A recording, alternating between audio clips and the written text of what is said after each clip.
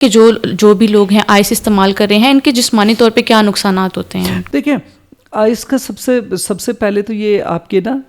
ایک اسٹیمولنٹ ہے، تو نیورونس کو بڑی بری طرح سے امپیکٹ کرتا ہے، اور جس کی وجہ سے جو ہے وہ ڈوپامین کی اوور فلو ہونا شروع ہو جاتا ہے، اور یہ ڈوپامین کے ڈفرینٹ لیولز پہ پروڈکشن بھی انہینس کر رہا ہوتا ہے، ری اپٹیک انہیبٹ کر رہا ہوتا ہے، اور اسی طرح سے جو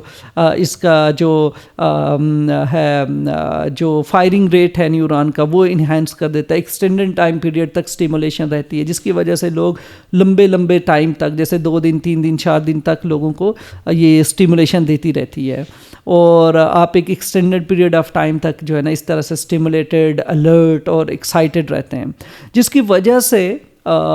یہ آپ کے اندر اتنا زیادہ جو ڈوپامین کا امپیکٹ ہو رہا ہے برین میں، جس کی وجہ سے اویلیبلٹی کی وجہ سے کچھ لوگوں کو ہیلوسینیشنز رپورٹ ہونا شروع ہو جاتے ہیں، وہ پیرانوئڈ ہو جاتے ہیں، چھوٹی چھوٹی چیزوں کو، چھوٹے سائنس کو دیکھتے ہیں، اور اسپاؤزل ریلیشن شپ میں بہن بھائیوں کے ساتھ، ماں باپ کے ساتھ یہ ایکسٹریم ایگریشن، پیرانویا اور سسپیشیسنس کی وجہ سے یہ جھگڑا شروع کر دیتے ہیں،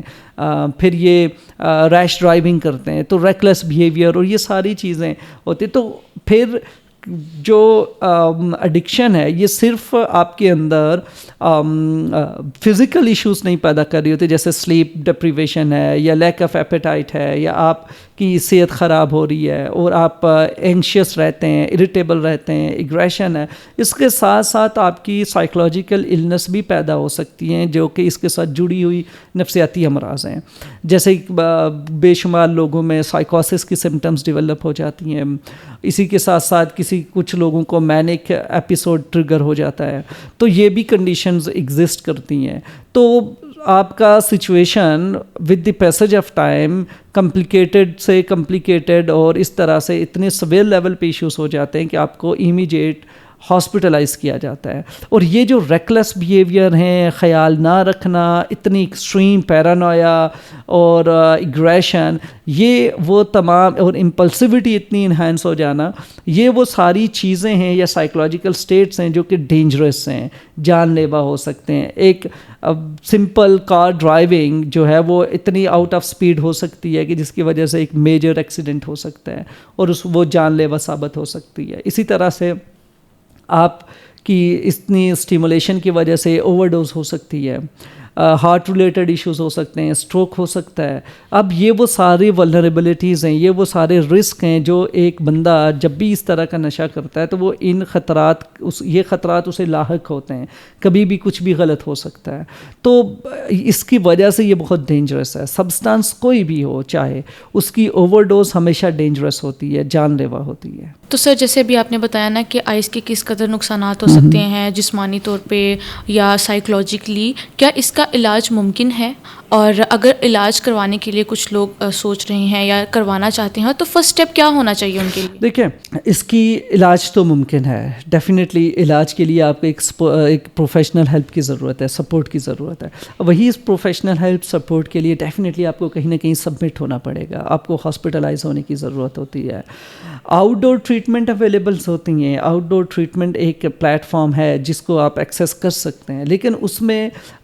سکسیس کے چانسز بہت منیمائز ہوتے ہیں۔ اس کے پیچھے ریزن یہ ہے کہ آپ کو بہت موٹیویٹڈ رہنا پڑتا ہے، آپ کو بڑا strong social support system develop کرنا پڑتا ہے، جو انیشلی پاسبل نہیں ہوتا۔ انیشلی آپ اسٹرگل کر رہے ہوتے ہیں اپنی کریونگ کے ساتھ، وڈرال کے ساتھ، تو آؤٹ ڈور پہ آپ ان ساری چیزوں کو کیٹر کرنا آپ کے لیے بہت زیادہ پرابلمٹک، پینفل اور مشکل ہو سکتا ہے۔ تو یہی وجہ ہے کہ انڈور ہاسپٹلائزیشن، فل فلیڈ ریہیبلیٹیشن اس کا ایک سلوشن ہے، جس میں آپ اپنے سائیکولوجیکل اسٹیٹ، اپنے فیکٹرز، اپنے پرابلمز اور آپ کی جن ایریاز سے ریلیٹڈ پرابلمز ہیں ان کو آئیڈینٹیفائی کریں، انہیں اسیس کریں، اور سائیکالوجسٹ کی ہیلپ سے خود کو بہترین انسان بنا سکتے ہیں۔ اور پھر جب آپ ہاسپٹلائزڈ ہو جاتے ہیں تو آپ کو with the passage of time آپ کی تھنکنگ، ڈیسیژن میکنگ، آپ کی سائیکولوجیکل اسٹیٹ ریسٹور ہونا شروع ہو جاتی ہے۔ تو جب یہ ریسٹوریشن ہوتی ہے آپ کی سائیکولوجیکل اسٹیٹ کی، تو آپ آگے مزید اچھے فیصلے کر سکتے ہیں، اور آپ اپنے اوپر جو می ٹائم ہے وہ بہت اچھے سے امپلائی کر سکتے ہیں، اس کے اوپر آپ اپنے اوپر کام کر سکتے ہیں، خود کو بہتر کر سکتے ہیں، خود کو بدل سکتے ہیں۔ تو یہی بدلاؤ ایک آپ کے لیے انسپریشن کا کام کرے گا. لیکن یہ والی ساری سوچ ڈیورنگ ڈرگ ایڈکشن وہ بہت حد تک ویگ ایمبیگوس ہوتی ہے, کلیئرٹی نہیں ہوتی, اور سم ہاؤ ایک بے شمار لوگوں کے اندر میتھس ہوتی ہیں, سائیکلوجیکلی سوشل لیول پہ اسٹگما ہوتا ہے کہ کیسے ہیلپ سیکھی جائے, ریہیب میں جانا, ریہیب سے ریلیٹڈ ایک نیگیٹو امپریشن لوگوں کے ذہن میں ہوتا ہے. تو یہ وہ ساری چیزیں جو کہ آپ کو ہیلپ سیکھ کرتے ہوئے, لوگوں سے ملتے ہوئے اور خود سے ایکسپیرینس کرتے ہوئے, یا جو کچھ لوگ اس لیول پہ بھی ہوتے ہیں کہ وہ خود سے یہ فیصلہ نہیں کر پاتے, تو ان کے لیے کوئی فیصلہ کرتا ہے, ان کے جو لوڈ ون ہیں, پیرنٹس ہیں, سبلنگز ہیں, وہ یہ ڈیسیجن لے سکتے ہیں. تو پیرنٹس سبلنگس کو چاہیے کہ وہ ٹریٹمنٹ ریلیٹڈ پروٹوکولز, یہ جرنی کیا ہوگا, کیسے ہوگا, سائیکلوجیکل ہیلتھ کس لیول پہ ہے, فزیکل ہیلتھ کس لیول پہ ہے, وڈرالس کیا ہیں, ایڈکشن کیا ہے, یہ کیسے پیدا ہوئی ہے, اس نے کیسے سیٹل ہونا ہے, اس سے ریلیٹڈ جتنا بھی سائنٹیفک اور ریئل نالج ہے وہ انہیں حاصل کرنا چاہیے. تو یہ فرسٹ اسٹیپ ہے کہ آپ انفارمیشن حاصل کریں, اس پرابلم کو جانیں, سمجھیں. تو جب آپ پرابلم سمجھ لیں گے کہ یہ مسئلہ ہے اور یہ مسئلہ ایسا ہے, تو آپ اس کا سلوشن بھی ڈھونڈ لیں گے.